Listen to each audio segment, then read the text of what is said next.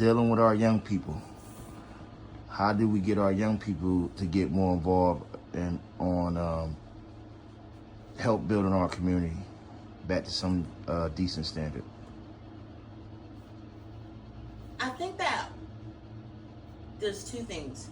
One, there have always, since the dawn of time, been young people and older people who want a particular change. And I think since the dawn of time, there's been that question: what do we do about our young people? What do we do to get engaged in our young people? And I think people need to realize that it's a part of life and evolution as a people. Young people will jump on the bandwagon.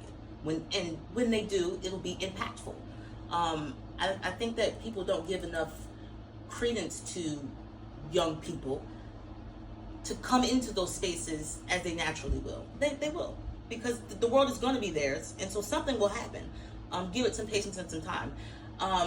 My second point is that with the changing of generation comes the changing of how things are done. So today it might be like technology. So AI is going to completely take over. And so a lot of times it feels like there's an older generation that wants people to do things, and they want people to do things in a certain way. But just because things aren't being done in a certain way doesn't mean that they're not being done. Right? So I know for example, Trenton High with the whole Yonder Patch things, right? And some people would say, oh, that's a poor reason to go to rebel and have a walkout because you want to have your phone all day instead of putting them in Yonder Patches. But it speaks to the fact that 20, 30, 50 years from now, school will not be brick and mortar only. You can go to school on your phone.